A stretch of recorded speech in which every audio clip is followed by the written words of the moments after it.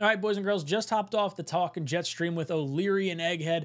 Want to get into it with you guys for the minicamp drama that's going on right now, or maybe perceived drama, depending how you view it. But if you guys haven't done so already, make sure you get your tickets for our group buy Week 4, Jets vs. Broncos. We're going to be heading down to MetLife Stadium, myself, O'Leary, and Green Bean, linking up with Tailgate Joe for another great game. We're very much excited for this. Food, drinks, t-shirt, ticket, on-field experience. If you guys want to do that with us, make sure you get them. We do have a limited supply of tickets. If you guys already are season ticket holders, you want to go to the tailgate only, we do have a tailgate only option. If you guys are looking to just go to the game and you're not interested in the tailgate or anything like that, we do have a ticket option as well if you want to hang out with us. So very much looking forward to it. Make sure you head over to talkinjets.com to get your ticket. But let's hop into some of our discussion points for today's video. We were talking a little bit of Aaron Rodgers being an unexcused absence, along with Haason Reddick, who we learned yesterday was not at the mandatory media day. So this is the first time that we're getting a chance to talk about it. Players were on the field for this 2-day minicamp portion, and Robert Saleh addressed it with the media. So here's what Coach had to say. Is Haason Reddick attending minicamp? No, so we've got 2 inexcused absences. One obviously being Haason. Spoke to him over the weekend. Appreciate the dialogue. He's in a really good place mentally, working his tail off like we already know, and but he's choosing to sit out this one inexcused. The second one is Aaron. Aaron and I spoke before OTA started. He's been very good in communication. He's been here the entire time. It's inexcused, but he had an event that was very important to him, which he communicated. So both are inexcused? Both inexcused, yes. So are they getting fined? Reddick? They're both subject to the CBA fine schedule. I'm not going to lie, when I saw the headline pop up through the Twitter sphere that Aaron Rodgers wasn't there, unexcused absence, I was just like, man, really? We got to go through this whole drama circle again. I think a lot of Jet fans probably don't really care that Aaron Rodgers is not there. Obviously, Saleh talking about it being an excused absence. Even though they knew about it, I guess that's like a little bit weird.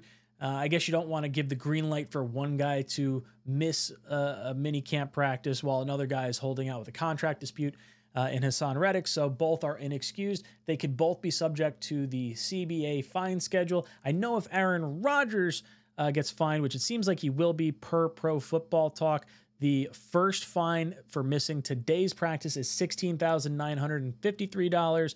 The missing of the second day would be $33,908. So basically pocket change. It's the stuff that he finds under his couch cushions. I think that's probably not all that bad if you're looking to do something that's obviously near and dear to him or important to him. We don't know exactly what that is. Of course, there's going to be all this wild speculation for what Aaron Rodgers could be doing right now that could be more important, but I'm not going to speculate on that. I'm just going to give you my thoughts on it. Not really bothered. He's been here through all the voluntary workouts, so his head's obviously in the game. He's just got something going on. It's not unlike the Mekhi Becton situation from a few years ago where the beat kind of got on him, and then all of a sudden you find out, well, he just had his first kid.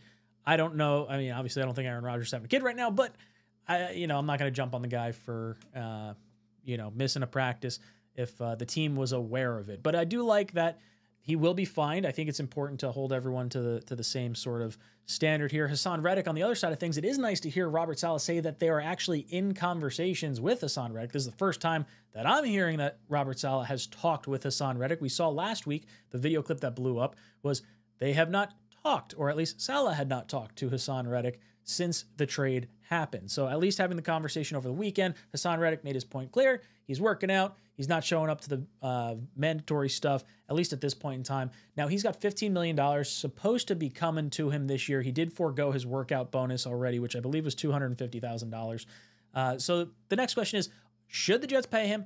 Will the Jets pay him? Does he show up? When does this all kind of like work itself out? I did discuss it a little bit yesterday, but I think more than likely what's going to happen is the Jets are either going to have to come to some sort of agreement like, hey, we're going to guarantee you the full salary of this contract that you're on for this year, which would be just guaranteeing him $15 million. Because right now there's no guaranteed money on this deal. And I don't really blame Haason Reddick for not being at some of these practices because God forbid he goes down with some type of an injury in practice. None of this money is guaranteed, and the Jets could just, sorry, you didn't play. It's not or whatever his base salary is, whatever it is.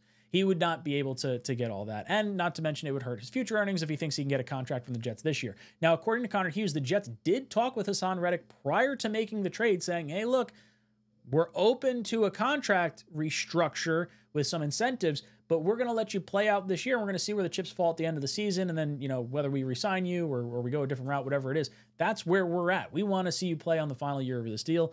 And that's honestly where I fall. I don't really want to sign Haason Reddick to a long-term contract. I don't want to, fork over $28 million plus for him. I think he's absolutely worth it.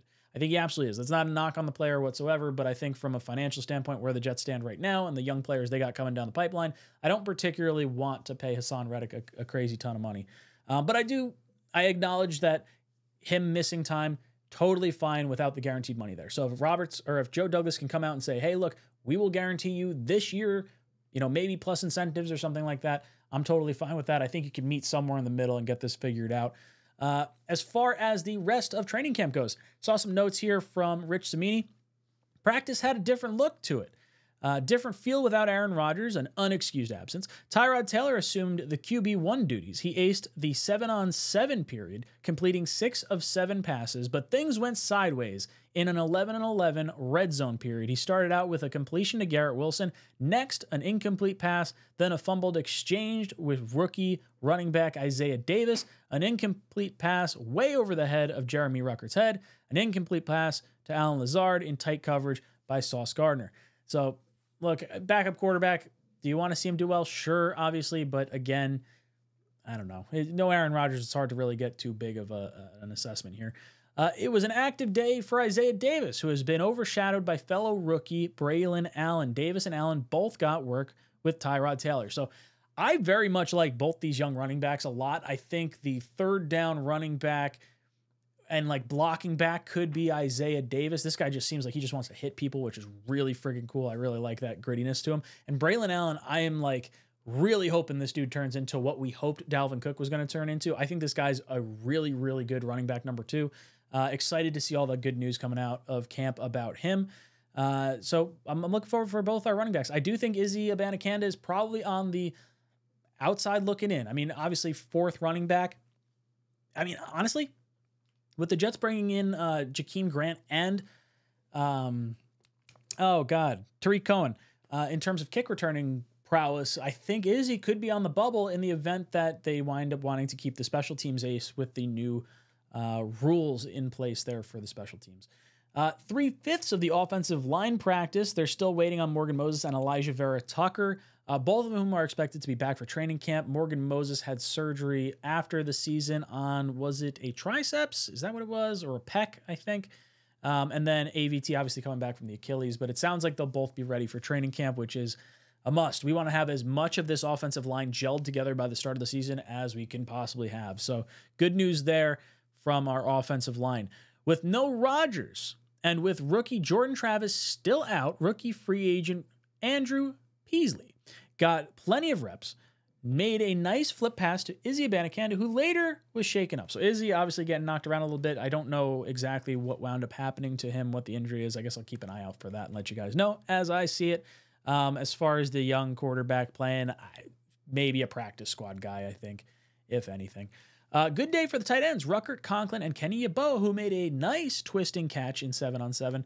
Those really seem like our concrete 3 tight ends. I think 𝐂𝐡 is a nice story. I don't know if they're going to carry 4 tight ends or if they're going to try and stash him on the practice squad. I think Yeboah provides too much special teams help that, I think he's definitely going to be tight end 3. Do the Jets want to carry a 4th tight end? I don't think they will, but I like where we're sitting right now with the tight end room, and probably a really good reason as to why we did not go after Brock Bowers. And then finally, Javon Kinlaw, who skipped the voluntary workouts, took his place with the starters. Eyeball tests, looks bigger than expected, and defensive tackle Leki Fotu was out with an undisclosed injury. So Javon Kinlaw, to me, is one of the more exciting players that was brought in this offseason because of the pedigree that he has, being, I think it was the 14th overall pick. He was a first-round pick, whatever it was. And him not staying healthy in San Francisco, but having finally a healthy season last year, starting to trend up. I think coming in here with Quinnen Williams next to him and the rest of this defensive unit and the amount of rest that you're going to be getting on a consistent basis, I think he's going to have a really, really big year. Now, I don't think he's a player that I envision the Jets trying to lock in after this year at all. But I think if you can get him in a contract year, in a season you're going all out where he wants to make a crazy ton of money, I think he's going to be someone to really keep an eye on the defensive side of the ball. So, guys, let me know your thoughts on the mini camp side of stories for day one. What do you think of Aaron Rodgers being absent from practice? Where do you think the Haason Reddick stuff stands, and what do you see happening in the future? Let me know in the comment section down below. And as always, go Jets. Jets, Jets, Jets!